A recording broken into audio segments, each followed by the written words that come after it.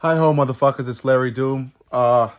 We back at it again. I'm sorry for this video being so late. I want to thank you guys for the overwhelming support on my previous picks for my finalization of the picks for UFC 300. I was uncertain, or I was actually, yeah, I was uncertain about my previous predictions, so I had to come on, I think, the day right before the fight to change a couple fights that I had predicted, and it ended out very well. I think I only missed two fights. Yeah, I think I only missed two fights: the Moicano fight and the Oliveira fight. Those two fights were the ones that I picked wrong on, and everything else hit. I got every other prediction right, so that's very cool. I had to go with Pereira. I'm done with doubting him. The only two people that I'd bet against Pereira with are Tom Aspinall and Izzy. Those are the only two people, and John Jones.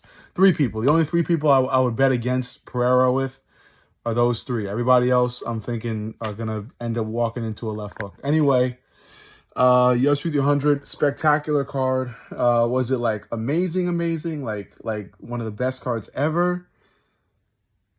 I'd say it's on the par of that, but I wouldn't call it the best card ever. I think I'd have to look back and look at previous UFC cards to confirm.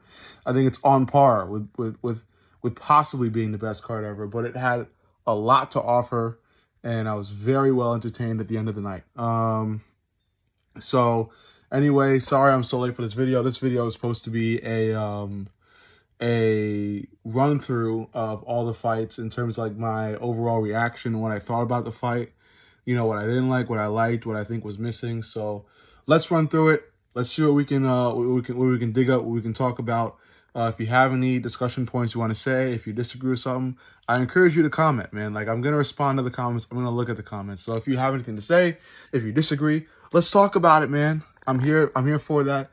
I mainly do comedy on Instagram, but I wanted to make a YouTube channel and dedicate it to my interest in the UFC because I love the fight game and the UFC especially. So I want to talk about it. I want to make content on it. Let's do this shit.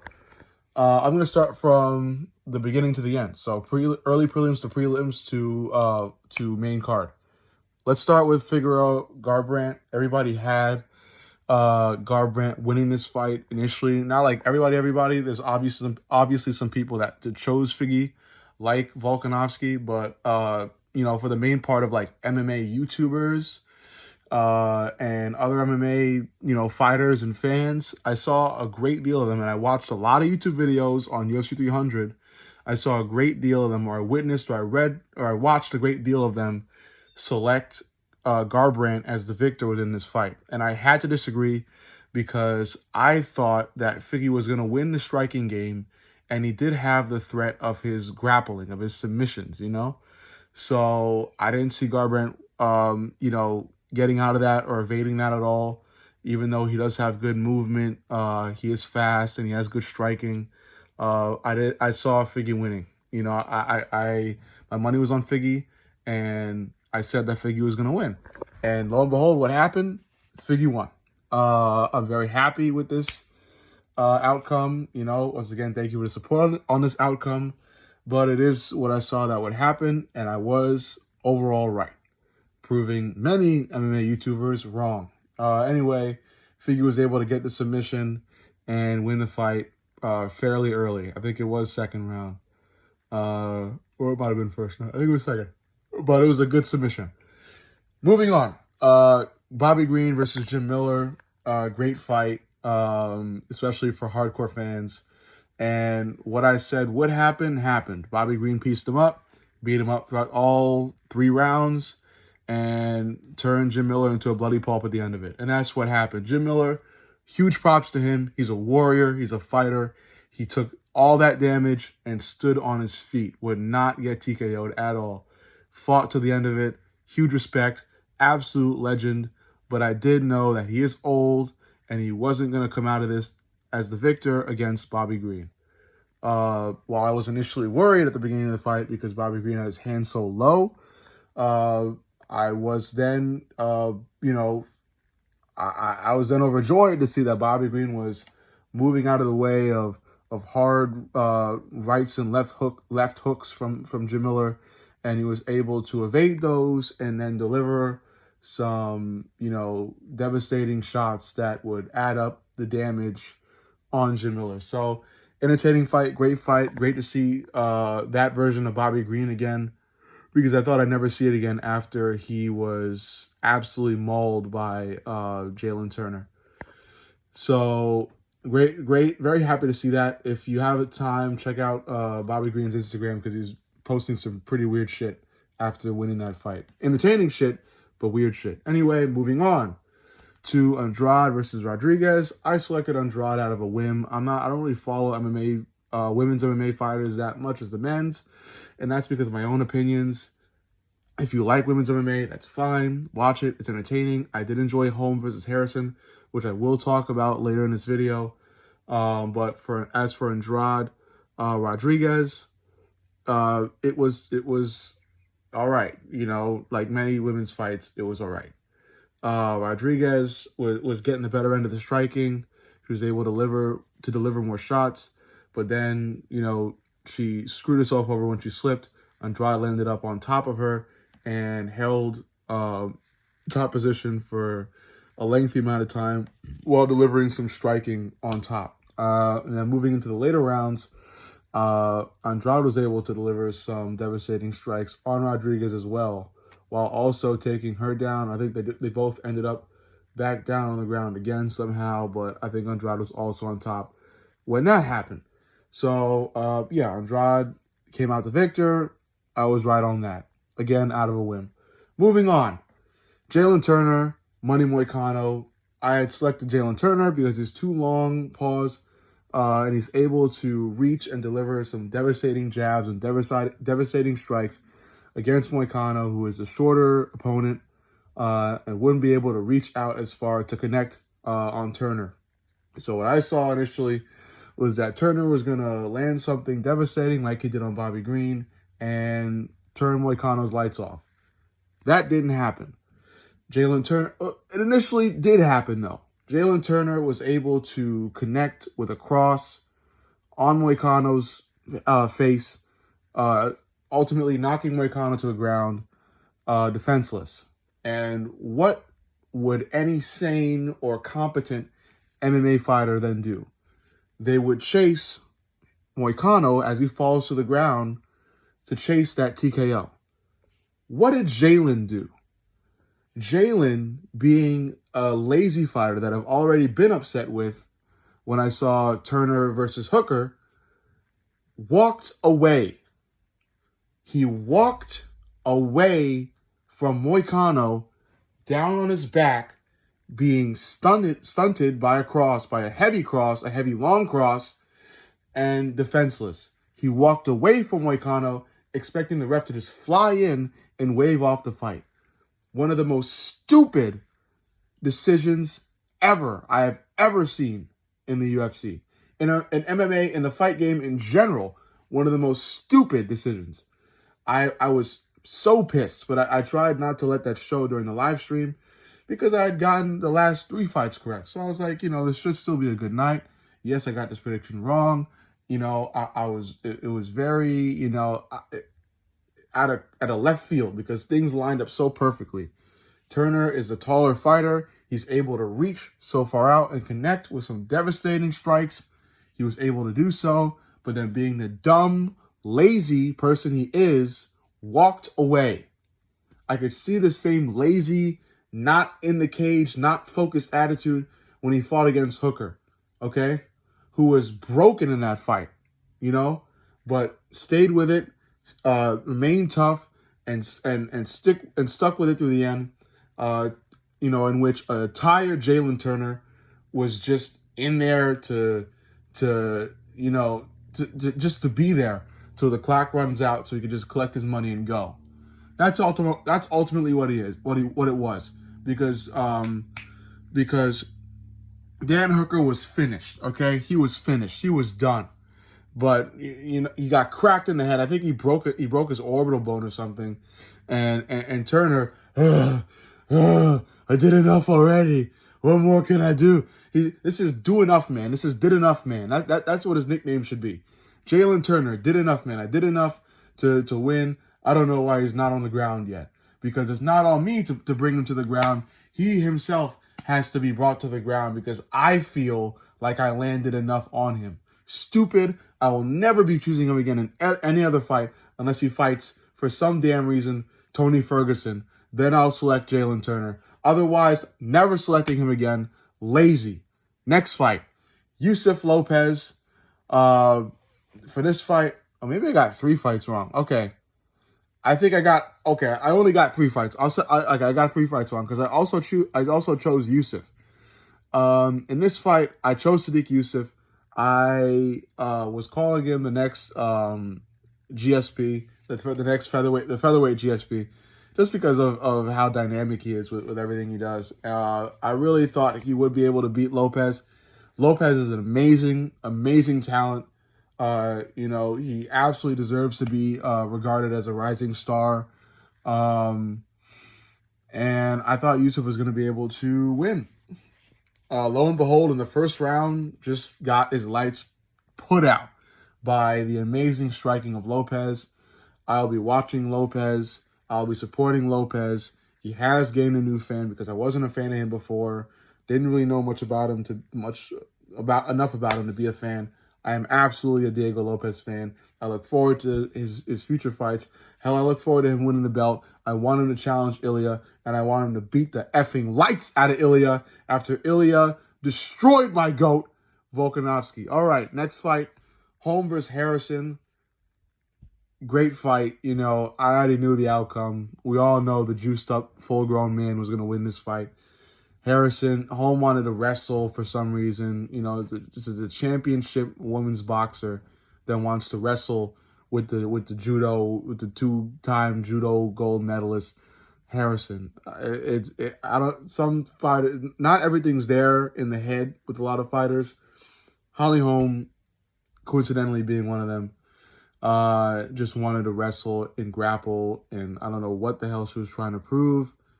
Ended up being submitted. Harrison, I think it was a submission. Harrison wins. We'll see what happens. I'll put money on the fact that Harrison is probably going to win the belt, win a women's MMA belt sometime in the future. Next fight, Qatar Sterling. I knew what was going to happen in this fight as well. Sterling was going to grapple, get the better of Qatar on the ground, and come out with a decision win because he's not a finisher. And his submission game, he's not like he's submitting fighters left and right. He's not.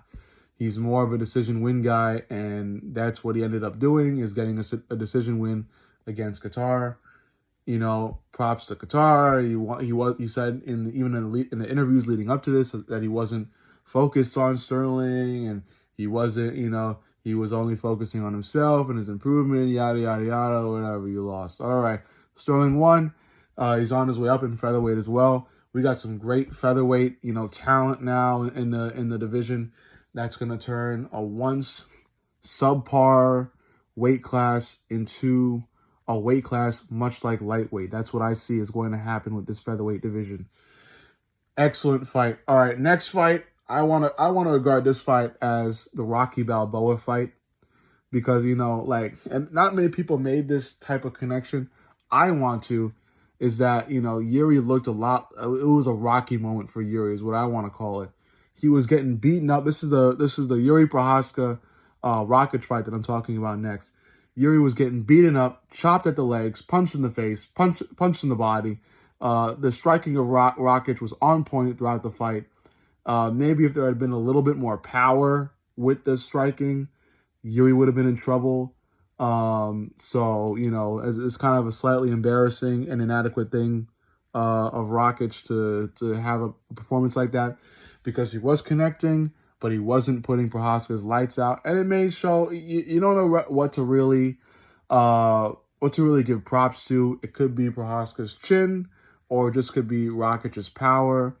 Either way, you got to give props to Pereira again because he really did put Prohaska's lights out with that. What was it, a left or something? Either way, I call it a Rocky moment because, again, Prohaska was getting beat up. The guy was getting destroyed. Did he let you guys see it? Did he show it?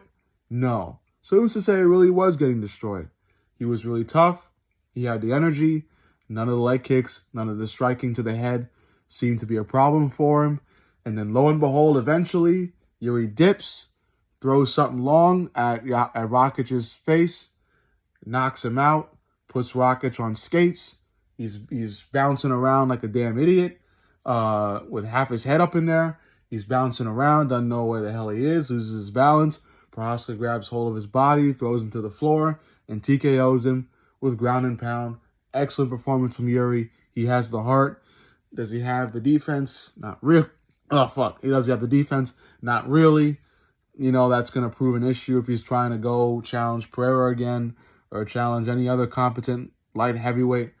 So, yeah, you know, will I be choosing Prohaska in the future? Probably not likely, but he is one of my favorite fighters. He has the spirit. He is a samurai. We should respect him, and that performance was electric. It was amazing, and it had me standing up, cheering for this man, because that was a hell of a victory. And Rocket should take whatever the fuck he said back about what he said about Yuri, because, you know, for you to be saying that smack about him, you got to be winning something, buddy. Moving on to the main card. You know, it took a while. The stream, I was on a 7-hour stream. You know, this was last weekend. 7 hours with you guys on TikTok Live. I want to thank everybody that showed up because it was an amazing time. We all talked. We had fun.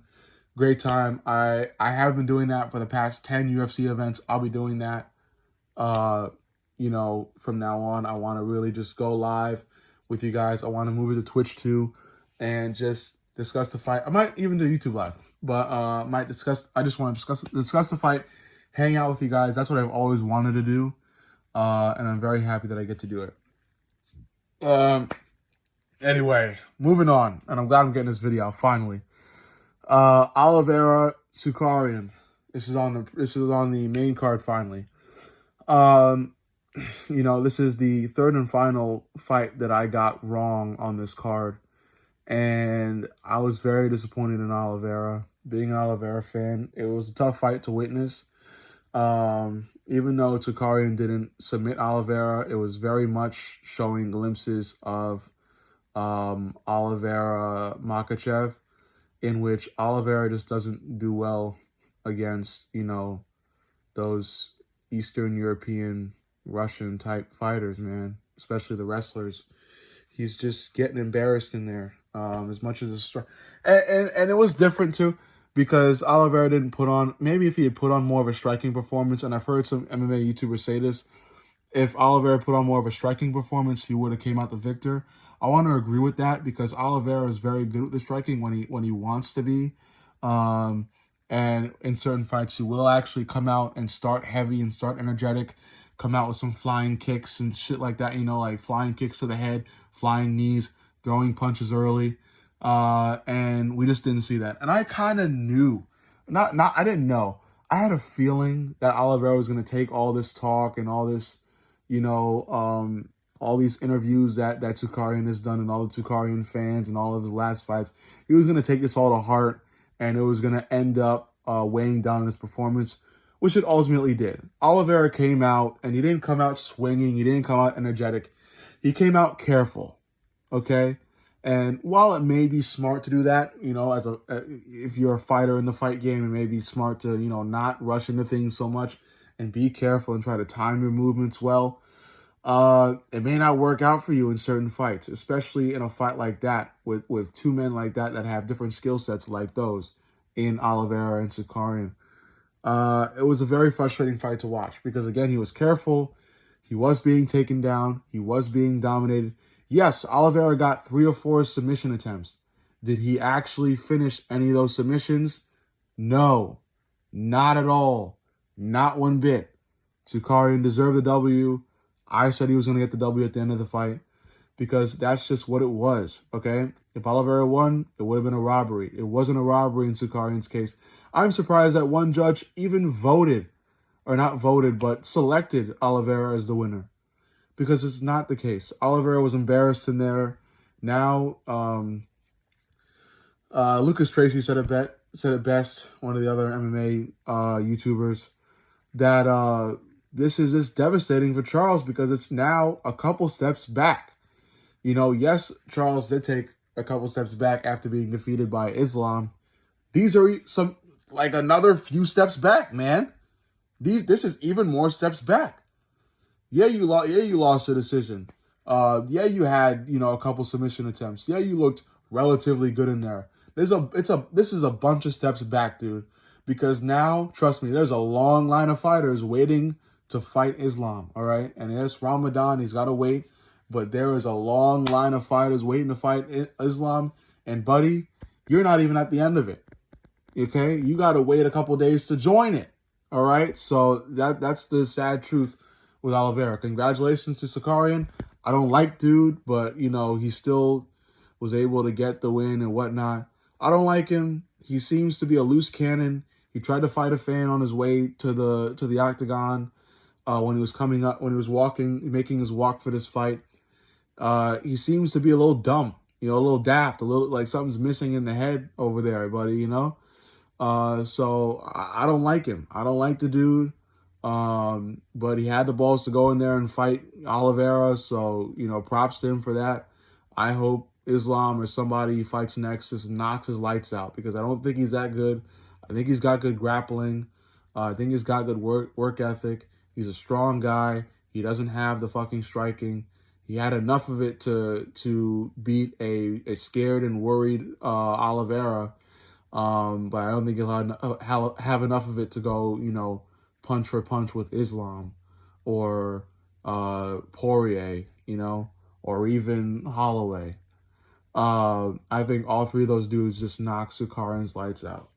Next fight, Nickel Brundage. I don't have much to say about this. The UFC's throwing Bo Nickel lobs. I don't like Bo Nickel. I never liked him. I kind of did. I forgot. There was maybe when he fought Woodburn, I liked him.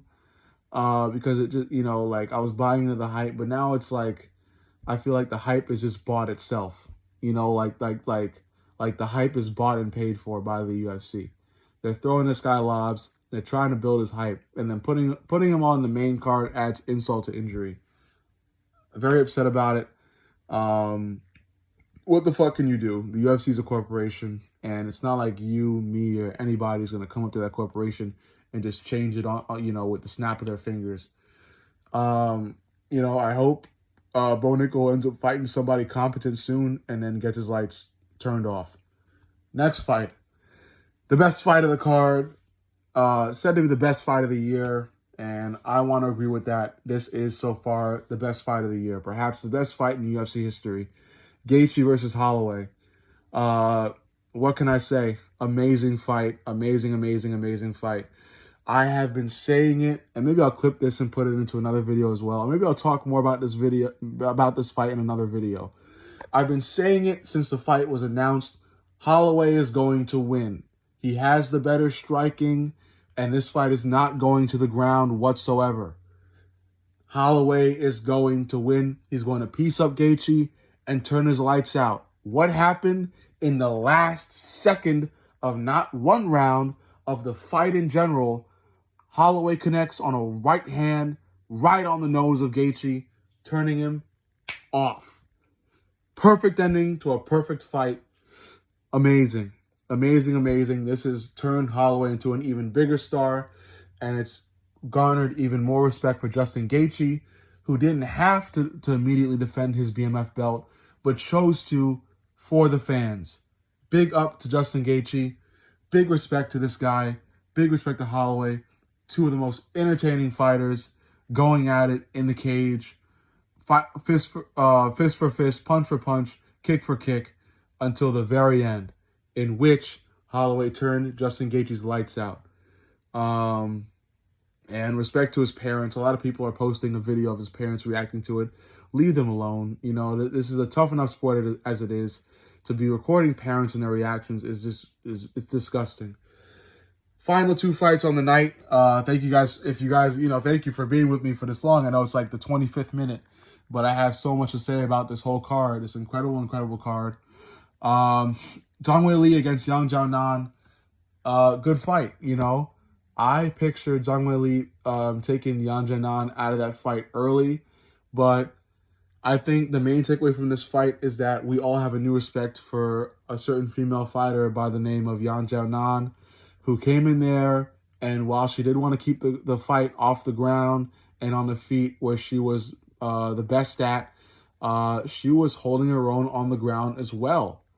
And she was proving a real problem for Zhang Weili at times. And as good as Zhang Weili is, Yan Jianan is showing that she belongs, and she ultimately still did show that in that fight. I do not yet remember how it ended.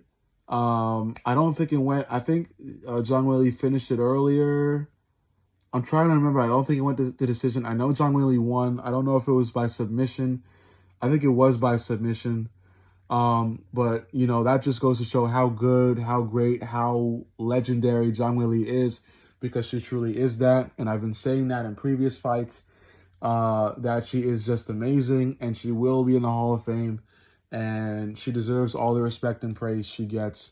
And it was a win-win for China, who is a controversial country as it is, but I can't get into that because of the whole YouTube scene. Next fight and final fight. Thank you for being with me this long. Alex Pereira against Jamal Hill. I mean, this is why I've said it, and I'll say it again. I'm tired of doubting Alex Pereira. I'm tired of it. I don't like him. I'm an Izzy fan. You guys may hate me for that. We can talk about it. Hell, we can fight about it. I like Izzy Adesanya. I'm an Izzy fan. But I do respect the power, the strength, and the status, the aura of Alex Pereira. And today even proved it as well. Even though I did say, you know, in this last recap and finalization of my fight picks that I went with Pereira instead of Hill. I think I originally went with Hill, but I wanted to change it. I chose Alex Pereira because I'm just tired of doubting him. I've looked back at the Yuri fight. I've looked back at the Blachowicz fight. You know, I'm tired of doubting him, man. He's got power in his hands, and if anybody dares to just lose focus for a second, they're getting put to sleep. And we saw that night. As much as Hill wants to say, you know, his foot, the leg, my foot broke, my this thing, my thing, whatever the case may be, you were talking trash at the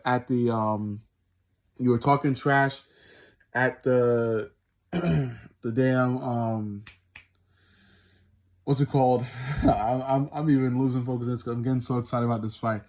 But you were talking trash at the press conference. You were talking trash beforehand. You were talking trash in the podcast. You were talking trash on YouTube.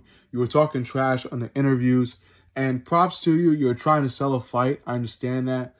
But going so far as to say that you won't need to take it to the ground, you're going to shut them all up, yada, yada, yada. Actually deliver on what you say, okay? Big tip for all you fighters and MMA fighters who want to be in the league, whatever. You saying all this stuff, you better mean it and back it up with your actions, just like Conor does, okay? Conor McGregor, how is he that big? Because he backed it all up. That's why they call him Mystic Mac, all right? He backed it all up. Yes, he lost a couple fights. He mainly backed up the big ones, a lot of the big ones, though, okay? He backed them up. He talked his trash. He walked his walk. He backed it all up. He talked his talk, walked his walk, and backed it up, okay? Hill's not doing that. He got put on skates. He got caught. Yeah, it was a whole. I think Herb Dean was gonna give Alex Pereira extra time. He was gonna put a hold on the fight because it seemed like there was some type of nut tap, like Hill might have accidentally kicked Alex Pereira in the balls or something. Alex Pereira immediately waves off the ref, continues the fight. Hill loses focus, and you know, there goes the Alex Pereira left hook right into the chin of Hill, putting Hill out. Completely out. Embarrassing moment for Hill. What even makes it more embarrassing and even funny is that I believe Hill lined up a victory party after the fight that he was supposed to go to meet fans and have fun and celebrate his new belt.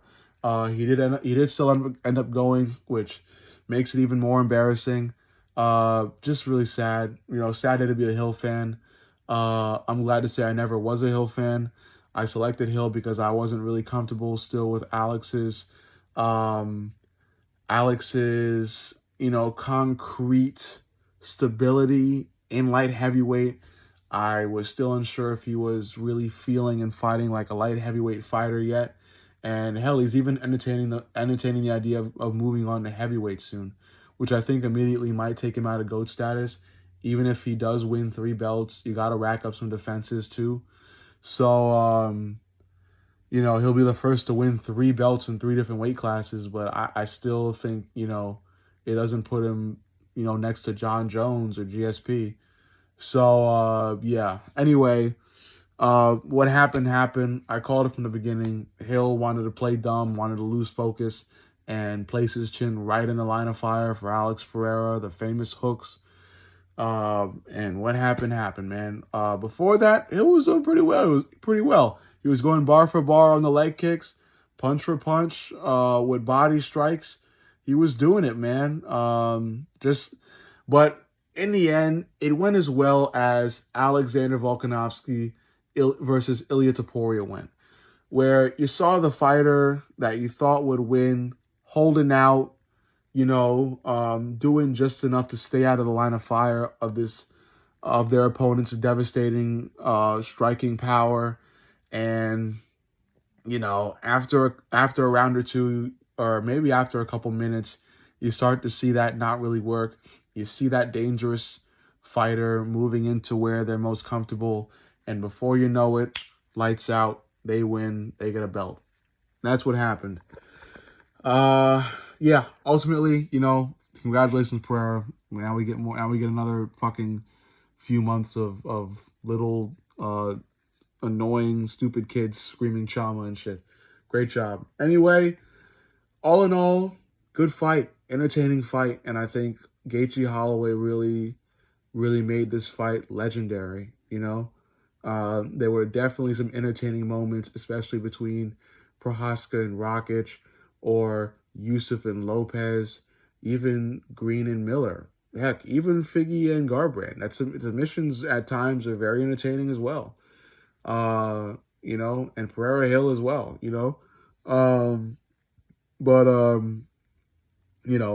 at the end of the day, it's a good fight.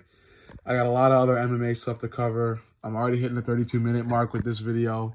Thank you for bearing with me with my rambling. I love the UFC. I love the fight game. I love this card, and I'm glad to have shared all my thoughts with you guys in this video. You got anything to talk about? Put it in the comments so we could talk, man. Love you guys. Much respect to you. Peace out. Love you. This is Larrydoom signing off, motherfucker. Fuck you guys.